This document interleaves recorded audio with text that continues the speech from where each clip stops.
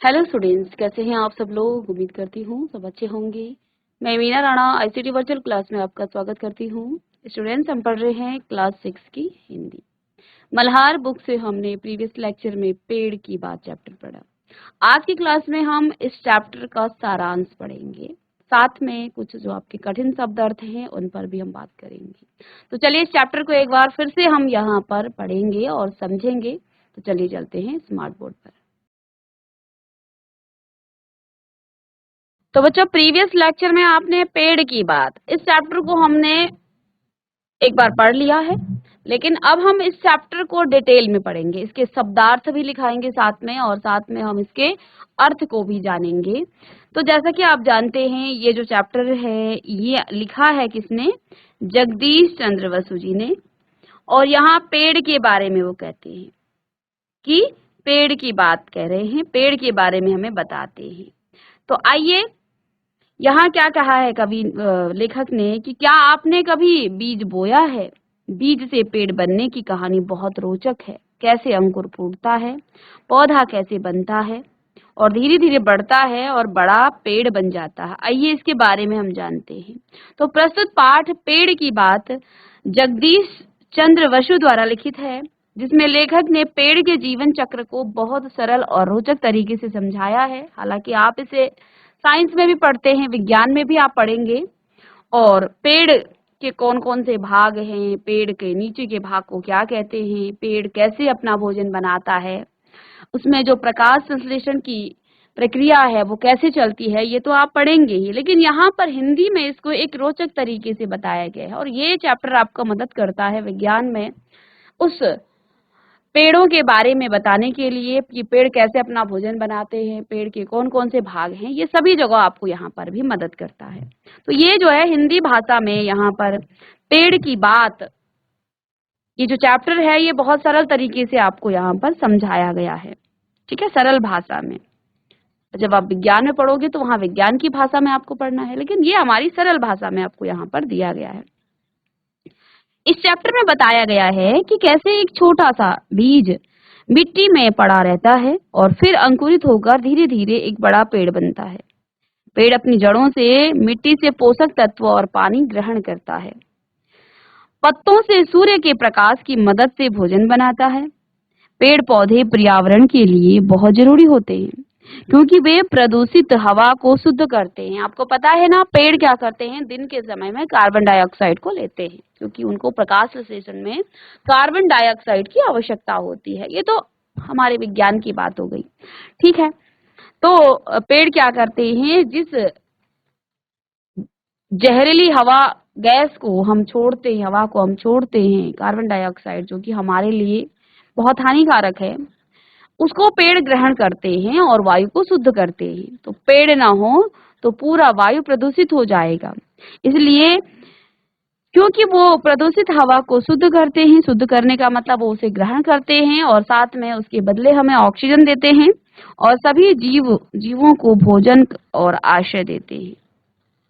यह अध्याय हमें यह भी सिखाता है कि पेड़ अपने फूलों और फलों के जरिए नई पीढ़ी के बीज तैयार करते हैं और अंत में खुद सूख कर गिर जाते हैं। इस अध्याय के अंत में आपने प्रीवियस लेक्चर में पढ़ा किस तरह से एक पेड़ जो है अपनी आगे की पीढ़ी को बीज के रूप में हमें जो है प्रदान करता है, जिससे एक नया पौधा पनपता है, एक नया बीज फिर से आता है और फिर से अंकुर फूटता है और फिर से एक नया पौधा जन्म लेता है। तो जिस प्रकार से मनुष्य और जीव जंतुओं की पीढ़ी दर पीढ़ी बढ़ती जाती है, ऐसे ही ये पेड़ भी अपनी पीढ़ी को आगे बढ़ाते हैं और अंत में ये पेड़ जो है, जो एक बीज से अंकुरित होकर के एक बड़ा वृक्ष बना था, और अंत में वही पेड़ जो है अंत में वो भी सूख जाता है। इस प्रकार पेड़ त्याग और सेवा का एक सुंदर उदाहरण प्रस्तुत करते हैं। तो यहाँ इस पाठ के माध्यम से पेड़ को जो है एक सुंदर तरीके से समझाया गया है। ठीक है,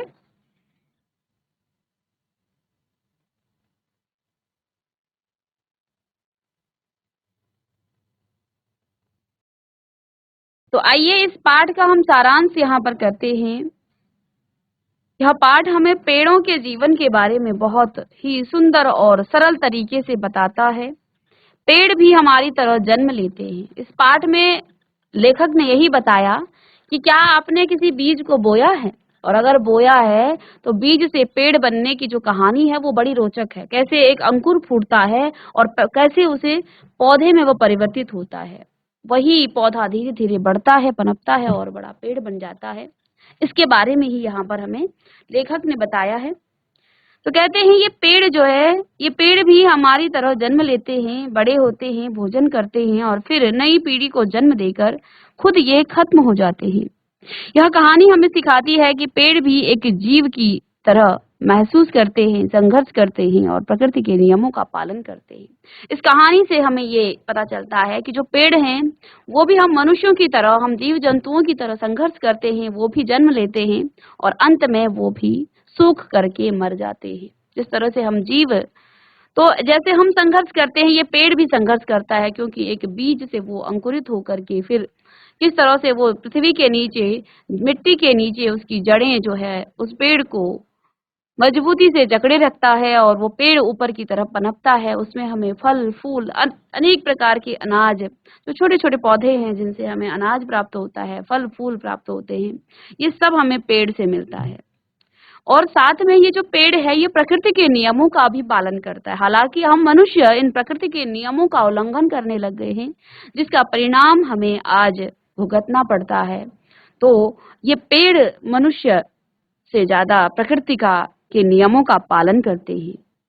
यहाँ इस चैप्टर में एक लेखक ने बताया कि शुरुआत में बीज मिट्टी के अंदर पड़ा रहता है और धीरे धीरे समय बीतता है, और जब सही मौसम आता है, सर्दियों के बाद बसंत और बारिश, तो बीज से अंकुर निकलता है। यह अंकुर दो भागों में बढ़ता है। एक भाग नीचे की ओर जाता है जिसे जड़ कहते हैं, और दूसरा भाग ऊपर की ओर बढ़ता है जिसे आप तना कहते हैं। पेड़ कितना भी छोटा हो, उसकी जड़ हमेशा नीचे की ओर और तना हमेशा ही ऊपर की ओर बढ़ता है। यह प्रकृति का नियम है। तो यहाँ लेखक ने एक जो है परीक्षण भी किया। उन्होंने एक गमले को औंधा लटका दिया, लेकिन कुछ दिन बाद वो देखते हैं कि वो जो पत्ते हैं वो ऊपर की तरफ और जो जड़ है वो नीचे की तरफ ही पनप रहा है, उधर ही वो बढ़ रहा है। तो चाहे आप उसे कितना भी बड़ा या छोटा हो, वो हमेशा आप देखेंगे उसकी जड़ हमेशा नीचे ही होगी। किसी पेड़ का आपने कभी भी जड़ ऊपर नहीं देखा होगा, जड़ हमेशा धरती में मिट्टी के अंदर ही रहता है। तो वो भी जो है हमेशा प्रकृति के नियम का पालन करता है। अगर हम एक पौधे को उल्टा भी लटका दें तो कुछ समय बाद उसकी जड़ जो है फिर नीचे की ओर और तना ऊपर की ओर मुड़ जाती है। हम खाना खाते हैं और पानी पीते हैं, लेकिन पेड़ जड़ों से मिट्टी में घुला पानी और पोषक तत्व सोखते हैं। तो यहाँ पर लेखक ने ये भी बताया कि हम क्या करते हैं, हम खाना भी खाते हैं और साथ में पानी भी पीते हैं, ठीक है। लेकिन ये जो पेड़ हैं ये क्या करते हैं, ये पेड़ पृथ्वी के अंदर मिट्टी में जब हम पानी डालते हैं और उस पानी में जो पोषक तत्व होते हैं वो घुल जाते हैं उस पानी से, तो ये पेड़ उसको भी सोख लेते हैं। कई बार आप सोचते होंगे कि खनिज लवण वो कैसे खाता है। वो मिट्टी में घुले उन खनिज लवणों को पानी जब हम डालते हैं, पानी जब देते हैं, तो वो जो है उसको पिघला देता है और वो रस के रूप में हम उसे पी लेता है। जैसे हम चीनी में या चाय में चीनी डालते हैं, तो आप चीनी ऐसे तो नहीं खाते हैं ना, आप उस चीनी चाय में चीनी डालते हो और फिर उस चाय को पीते हो। या आप नमक डालते हो तो उसको आप ऐसे नहीं खाते, उसे पानी में घोल करके आप पीते हो। ऐसे ही ये खनिज लवण भी पेड़ उसे सोख लेता है, उन पोषक तत्वों को वो सोख लेता है, ठीक है। जब बारिश होती है तो मिट्टी में बहुत से तत्व घुल जाते हैं और पेड़ इन्हें अपनी जड़ों में जो है खींच लेते हैं। जड़ों में छोटे छोटे जो नल होते हैं। अब हमने यहाँ चैप्टर में देखा कि एक पेड़ में जो है असंख्य नल होते हैं, छोटे छोटे पाइप होते हैं, जिनके द्वारा वो क्या करता है, वो उन हम जिस तरह भोजन करते हैं पेड़ पौधे भी उसी तरह भोजन करते हैं। हमारे दांत हैं, कठोर चीज हम खा सकते हैं। नन्हे बच्चों के दांत नहीं होते हैं, वो केवल दूध पीते हैं। तो यहाँ पर वही बात की कि हम खाना खाते हैं और पानी पीते हैं, लेकिन पेड़ जड़ों से मिट्टी में घुला पानी और पोषक तत्व सोखते हैं। जब बारिश होती है तो मिट्टी में बहुत से तत्व घुले होते हैं और पेड़ इन्हें अपनी जड़ों तक सोख लेते हैं। जड़ों से छोटे छोटे नल होते, जड़ों में जो है छोटे छोटे नल होते हैं और जिससे वे हवा को ग्रहण करते हैं। और नहीं, जो जड़ होते हैं वहां पर छोटे छोटे नल होते हैं जिनसे वो उन पोषक तत्वों का रस जो है पी लेते हैं, उस रस को पेड़ तक वो पहुंचाता है। साथ में पत्तियों में जो है असंख्य मुंह होते हैं, छोटे छोटे मुंह होते हैं जिनसे वे हवा को ग्रहण करते हैं। ये प्रक्रिया सूरज की रोशनी की मदद से होती है, जिसे आप विज्ञान में अप्रकाश संश्लेषण की क्रिया कहते हैं। पेड़ हमारे द्वारा छोड़ी गई जो गंदी हवा होती है, जिसको हम अंगारक वायु कहते हैं, जिसको आप कार्बन डाइऑक्साइड भी विज्ञान की भाषा में कहते हैं, को साफ करके वो ऑक्सीजन में बदल देते हैं, जिससे हम सांस ले पाते हैं। जिस गंदी हवा हम छोड़ते हैं वो पेड़ उसे साफ करता है, उसे ग्रहण करता है और उसको जो है हम उसके बदले हमें ऑक्सीजन प्राप्त करता है। हमें जिस शुद्ध हवा को हम ग्रहण करते हैं वही पेड़ हमें प्रदान करते हैं। ठीक है। पेड़ पौधों को जीने के लिए सूरज की रोशनी बहुत जरूरी होती है। तो यहाँ पर लेखक ने क्या कहा कि आप सूक्ष्मदर्शी से देखेंगे तो पदार्थ स्पष्ट रूप से देखे जा सकते हैं। जो छोटे छोटे पदार्थ होते हैं वो स्पष्ट रूप से देखे जा सकते हैं। पेड़ की जो डाल होती है अथवा जड़ होती है, इसे यंत्र के द्वारा परीक्षण करके देखा जा सकता है। और पेड़ों में जो है हजारों नल होते हैं, इन्हीं सब नलों के द्वारा माटी से पेड़ के शरीर में रस का संचार होता है। इसके अलावा वृक्ष के पत्ते हवा से आहार ग्रहण करते हैं और पत्तों में अनगिनत छोटे छोटे मुंह होते हैं। जो सूक्ष्मदर्शी के जरिए अनगिनत मुंह पर अनगिनत होंठ देखे जा सकते हैं। अब ये क्या करते हैं, आहार करने की जरूरत ना हो तो तब दोनों होठों बंद, जब इनको आहार की आवश्यकता नहीं होती है तब ये अपने होठों को बंद कर लेते हैं। लेकिन जब पेड़ को आहार की आवश्यकता होती है, भोजन की आवश्यकता होती है, अब हमारे पास मुंह है तो हम 24 घंटे खाना तो नहीं खाते हैं। जब हमें खाने की जरूरत होती है, जब हमें आवश्यकता होती है भोजन की, उसी समय तो आप खाओगे। ऐसा थोड़ी है मुंह है तो आप 24 घंटा खा ही रहे हो। तो इसी तरह से जो पेड़ हैं, जब इनको जरूरत होती है भोजन की, जब इनको आवश्यकता होती है आहार की, तब ये अपने होठों को खोल देते हैं। और जब इनको आवश्यकता नहीं होती है, जरूरत नहीं होती है, तो ये भी अपने होठों को बंद कर लेते हैं। जब हम श्वास प्रश्वास ग्रहण करते हैं तब प्रश्वास के साथ एक प्रकार की विषाक्त वायु बाहर निकलती है, जिसको हम अंगारक कहते हैं। कार्बन डाइऑक्साइड हम क्या करते हैं, इस ऐसी हवा को हम बाहर निकालते हैं। उस अंगारक को ये पेड़ पौधे क्या करते हैं, ग्रहण कर लेते हैं। ठीक है। और अगर पेड़ ऐसा ना करते, ये सारी जहरीली हवा इस पृथ्वी पर इकट्ठी हो जाती और यहाँ जीवन फिर समाप्त हो जाता, क्योंकि हमारे लिए सांस लेना दुश्वार हो जाता, हम सांस नहीं ले पाते। ठीक है। तो इसलिए पेड़ हमें क्या करते हैं, पेड़ हमें ऑक्सीजन देते हैं। ठीक है। चलिए जरा विधाता की करुणा का चमत्कार तो देखो। जो जीव जंतुओं के लिए जहर है, पेड़ पौधे उसी का सेवन करके उसे पूर्णतया शुद्ध कर देते हैं। पेड़ के पत्तों पर जब सूर्य का प्रकाश पड़ता है तब पत्ते सूर्य ऊर्जा के सहारे अंगारक वायु से अंगार निशेष कर डालते हैं और यही अंगार वृक्ष के शरीर में प्रवेश करके उसका संवर्धन करते हैं। पेड़ पौधे प्रकाश चाहते हैं, प्रकाश न मिलने पर ये बच नहीं पाते। अब देखो, प्रकृति ने इस प्रकार की व्यवस्था जीवों के लिए और वनस्पति के लिए बना रखी है कि जिस जहरीली गैस को हम छोड़ते हैं, उसी को ये पेड़ जो है, इनके लिए वो जीवन रक्षक सूत्र है, उनके लिए ये आवश्यक है, उनकी जरूरत है। और जिसको वो छोड़ते हैं उसे हम ग्रहण करते हैं। तो ये प्रकृति ने एक व्यवस्था इस प्रकार की बना रखी है कि जिस कार्बन डाइऑक्साइड को हम छोड़ते हैं उसे वो पेड़ ग्रहण करते हैं, उसे वो लेते हैं और वो उनके लिए जीवन रक्षक का कार्य करती है। और जिस वायु को, ऑक्सीजन को वो पेड़ छोड़ते हैं, वो जीवों के लिए जीवन रक्षक का कार्य करती है। और यहाँ पर पेड़ पौधों को जीने के लिए सूरज की रोशनी बहुत जरूरी होती है। अगर पौधे की रोशनी न मिले, अगर किसी पौधे को रोशनी न मिले तो वह मुरझा जाता है और धीरे धीरे वो मर जाता है। इसलिए पौधे हमेशा सूरज की ओर मुड़ने की कोशिश करते हैं। जंगलों में पेड़ ऊंचे ऊंचे उठने की कोशिश करते हैं ताकि ज्यादा से ज्यादा रोशनी मिल सके। बेल लताएं भी ऊंचे पेड़ों से लिपट कर ऊपर उठती हैं। पेड़ हमें फल फूल और बीज देता है, और फूलों से भी बीज बनते हैं जिससे नए पेड़ जन्म लेते हैं। फूल अपने रंग और खुशबू से तितलियों और मधुमक्खियों को आकर्षित करते हैं, जो परागकण में मदद करती हैं। जब पेड़ बूढ़ा हो जाता है तो वह धीरे धीरे सूखने लगता है, उसकी शाखाएं कमजोर हो जाती हैं। इस प्रकार से कोई जीव है, जब उसकी वृद्धावस्था आती है तो वो भी धीरे धीरे सूखने लग जाता है। ठीक है, तो उसकी शाखाएं कमजोर हो जाती हैं, पत्ते गिर जाते हैं और एक दिन पूरा पेड़ जमीन पर गिर जाता पड़ता है। लेकिन इसके पहले ही वह अपने बीज धरती पर छोड़ जाता है, जिससे नए पेड़ उग जाते हैं। यानी अपने बीजों को वो पहले ही इस धरती पर छोड़ जाता है। पेड़ हमें यहाँ सिखाता है कि जमीन में त्याग, धैर्य और सेवा कितनी महत्वपूर्ण है। वे बिना किसी स्वार्थ के हमें हवा, फल, लकड़ी और छाया देते हैं।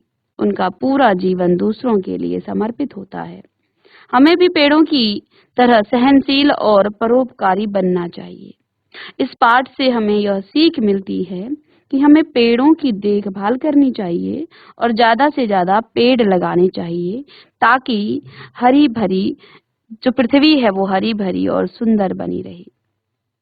ठीक है, तो यहाँ पर देखिए इस पाठ का जो सार है यही है कि हमें पेड़ जो है कितने धैर्यवान है। पेड़ त्याग करता है, पेड़ हमारे लिए फल फूल सभी चीजें प्रदान करता है और बदले में हमसे कुछ नहीं लेता है। जबकि मनुष्य आज स्वार्थी बनता जा रहा है, हर व्यक्ति से उसे स्वार्थ सिद्ध करना है। और जरा इस पेड़ की महानता देखिए, वो हमें हवा देता है, वो हमें फल देता है, वो हमें फूल देता है, वो हमें लकड़ी देता है। समस्त पूरा जीवन उस पेड़ का त्याग के लिए है। लेकिन यहाँ पर वो हमें बिना किसी स्वार्थ के हवा, फल, फूल, लकड़ी और छाया देते हैं, और उनका पूरा जीवन दूसरों के लिए समर्पित होता है। हमें भी पेड़ों की तरह सहनशील और परोपकारी बनना चाहिए। इस पाठ से हमें यह सीख मिलती है कि हमें पेड़ों की देखभाल करनी चाहिए और ज्यादा से ज्यादा पेड़ लगाने चाहिए। तो हर व्यक्ति को जो है एक पेड़ जरूर लगाना चाहिए और उसकी रक्षा भी हमें करना है। उस पेड़ के लिए प्रॉपर हमें जो पानी, खाद की व्यवस्था है वो भी करनी है, और उस पेड़ को, उस छोटे से पौधे को हमें एक पेड़ में परिवर्तित होता हुआ देखना है। तो ये था इस पाठ का सारांश। अब हम कुछ शब्दार्थ लिख लेते हैं। तो जैसे यहाँ पर महीना दर महीना, महीने के बाद महीना, लगातार कई महीने तक, है ना। बसंत कहते हैं ऋतुओं में एक, जिसे बसंत कहते हैं फरवरी और मार्च के महीने में, जब चारों तरफ फूल खिलते हैं, चारों तरफ जो है हरियाली छा जाती है, फूल ही फूल जो है पूरी प्रकृति में छा जाते हैं, चारों तरफ खुशबू और फूल दिखते हैं, वो आपका बसंत का महीना होता है।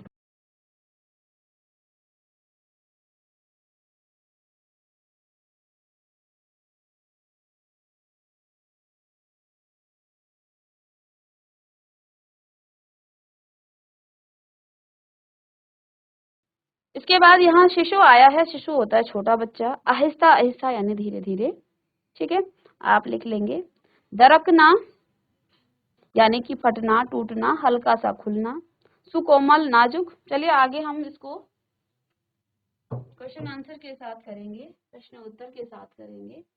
तो आइए इस चैप्टर के, इस पाठ के हम कुछ प्रश्न उत्तर कर लेते हैं। और साथ में तो यहाँ अंकुर होता है बीज से निकलने वाला एक नया पौधा, जो नन्हा छोटा सा भाग होता है इसका। अंश यानी भाग या हिस्सा। भेदना यानी छेद करना या पार करना। आश्चर्य होता है हैरानी। नई दुनिया, यहाँ इसका अर्थ है नया वातावरण, प्रकृति की नई झलक। ठीक है। माटी यानी मिट्टी, जड़ आप जानते हैं पौधे का वह भाग जो मिट्टी के अंदर होता है। तो यह अर्थ तो हम समझ ही गए हैं। चलिए यहाँ पर कुछ प्रश्न दिए गए हैं। नीचे दिए गए प्रश्नों का सटीक उत्तर कौन सा है, उसके सामने आपको तारा बनाकर समझाना है। सभी प्रश्नों के आपने इससे पहले जो चैप्टर पढ़े थे या कविताएं पढ़ी थी, प्रश्नों के सभी जो है एक जैसा पैटर्न यहाँ पर है।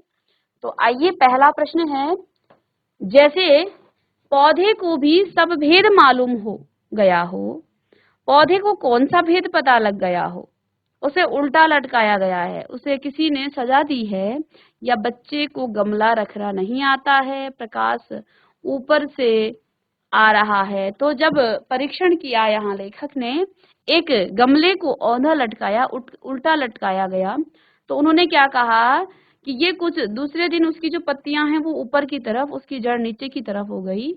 तो यहाँ उन्होंने कहा कि जैसे पौधे को भी सब भेद मालूम हो, क्या भेद, कि उसे उल्टा लटकाया गया हो, तो वो ऊपर की तरफ नहीं बढ़ता है बल्कि नीचे की तरफ ही आता है।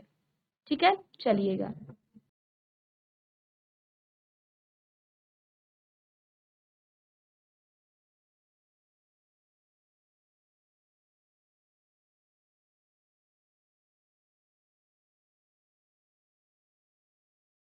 चलिए स्टूडेंट्स, नेक्स्ट क्वेश्चन है, प्रश्न है, पेड़ पौधे जीव जंतुओं के मित्र कैसे हैं?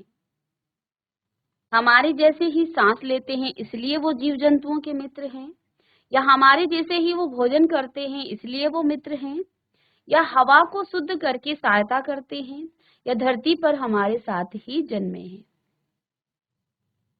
तो मित्र कौन होता है? जो मदद करता है, उसकी मदद करने वाला। ठीक है, अब हमारे जैसा ही कोई सांस तो यहाँ पर असंख्य लोग लेते हैं, तो क्या सारे हमारे मित्र हैं? नहीं। हमारे जैसे भोजन करते हैं, तो सभी जीव जंतु भोजन करते हैं हमारी तरह, क्या सभी हमारे मित्र हैं?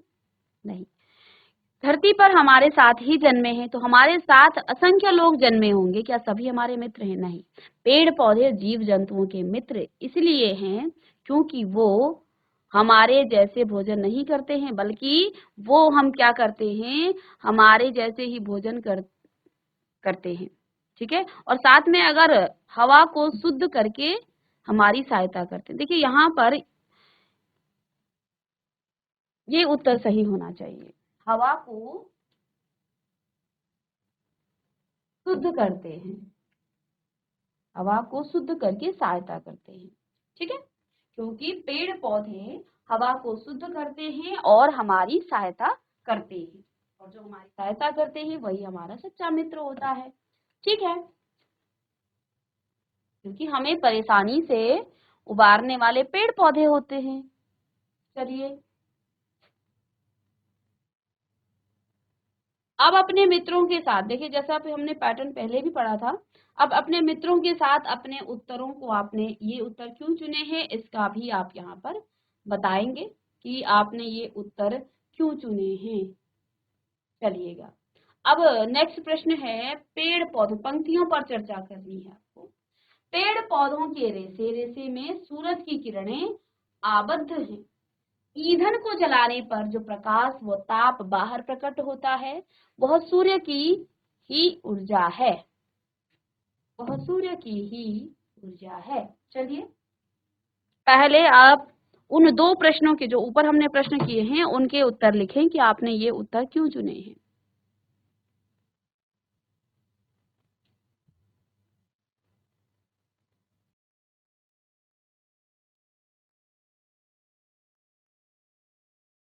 चलिए, हमने पंक्तियों पर चर्चा करनी है, और पंक्ति है, पेड़ पौधों के रेशे रेशे रेशे में सूरज की किरणें आबद्ध हैं। जो पेड़ पौधे हैं उसके रेशे रेशे में सूरज की किरणें आबद्ध हैं। ईंधन को जलाने पर जो प्रकाश व ताप बाहर प्रकट होता है वह सूर्य की ही ऊर्जा है, वह सूर्य की ही ऊर्जा है। ठीक है, इन पंक्तियों का आशय यह है कि पेड़ पौधों का जीवन प्रकाश के बिना असंभव है। पेड़ पौधों का जो जीवन है वो प्रकाश के बिना असंभव है, क्योंकि बिना भोजन खाए कोई भी जीवित नहीं रह सकता, और प्रकाश की उपस्थिति में कार्बन डाइऑक्साइड और क्लोरोफिल की सहायता से पौधे अपना भोजन बनाते हैं और ऑक्सीजन छोड़ते हैं, जो कि हमारी प्राणवायु है। पौधों के लिए हर रोए में प्रकाश विद्यमान है, ईंधन पेड़ों की लकड़ी, जलाने पर जो प्रकाश व गर्मी निकलती है वह वास्तव में सूर्य का प्रकाश और ऊर्जा है। इसलिए यह कहना अतिशयोक्ति नहीं होगी कि पौधों के हर कण में सूर्य की किरणें विद्यमान हैं। चलिएगा, पेड़ पौधों के रेसे रेसे में सूरज की किरणें आबद्ध हैं। ईंधन को जलाने पर जो प्रकाश व ताप बाहर प्रकट होता है वह सूर्य की ही ऊर्जा है, वह सूर्य की ही ऊर्जा है। इन पंक्तियों का आशय यह है कि पेड़ पौधों का जीवन प्रकाश के बिना असंभव है। यदि प्रकाश न हो तो पेड़ पौधों का जीवन भी असंभव है, क्योंकि बिना भोजन खाए कोई भी जीवित नहीं रह सकता है और प्रकाश की उपस्थिति में कार्बन डाइऑक्साइड और क्लोरोफिल की सहायता से पौधे अपना भोजन बनाते हैं और ऑक्सीजन छोड़ते हैं, जो कि हमारी प्राणवायु है। पौधों के हर रोए में प्रकाश विद्यमान है। ईंधन जलाने पर जो प्रकाश व गर्मी निकलती है वह वास्तव में सूर्य का प्रकाश तथा ऊर्जा है। इसलिए यह कहना अतिशयोक्ति नहीं होगा कि पौधों के हर कण में सूर्य की किरणें विद्यमान हैं। और अगर पौधे के हर कण में सूर्य की किरणें विद्यमान है तो ईंधन या पेड़ों की जो लकड़ी से जो प्रकाश व गर्मी मिलती है वह भी सूर्य के प्रकाश का ही क्या है, एक अंश है। मधुमक्खी व तितली के साथ वृक्ष की चिरकाल से घनिष्ठता है। वे दल बल सहित फूल देखने आती हैं। आपने देखा होगा जब फूल खिलते हैं, आजकल बसंत ऋतु है, तो आजकल आप देखिए हर फूल के चारों तरफ से कोई ना कोई तितली मंडराती रहती। रंग बिरंगी जो तितलियां हैं और मधुमक्खियां हैं वो उस फूल के चारों तरफ मंडराती है। मधुमक्खी तो कहते हुए दल बल सहित फूल देखने आती है। ये पंक्ति यहाँ पर आई थी इस चैप्टर में। तो मधुमक्खी और तितलियों की फूलों तथा पौधों से मित्रता से कौन अनभिज्ञ है, ये सबको पता है। यानी मधुमक्खियां फूलों से पराग कण लेकर दूसरे फूल पर ले जाती हैं। इस प्रकार वे प्रजनन प्रक्रिया में सहायता तो करती ही हैं, साथ ही साथ शहद भी चखती हैं। रंग बिरंगी तितलियां भी मधुपान के लिए फूलों पर मंडराती दिखाई देती है। संख्या में अनगिनत मधुमक्खियां व तितलियां फूलों की भी शोभा बढ़ाती है। इन फूलों के चारों तरफ जब ये मधुमक्खियां मंडराती हैं और शोर करती हैं तो ये इन फूलों की शोभा और भी बढ़ाती हैं। ठीक है, तो इनकी जो दोस्ती है, इनकी जो मित्रता है, वो घनिष्ठता है, वो चिरकाल से है, वो बहुत पहले से है। जब से फूल खिले, जब से जो है ये सृष्टि में फूल और फल आए, तब से मधुमक्खियां और इनका जो है आपस में घनिष्ठता रही है। चलिए,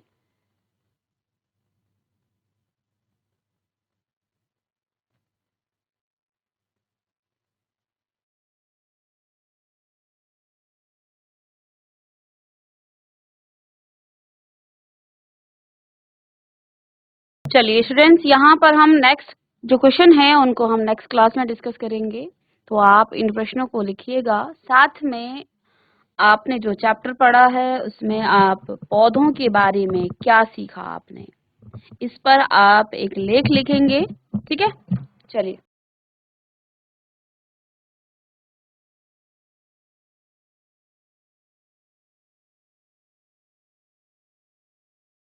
तो बच्चों, हमने आज की क्लास में पेड़ की बात जो चैप्टर है इसका हमने सारांश पढ़ा।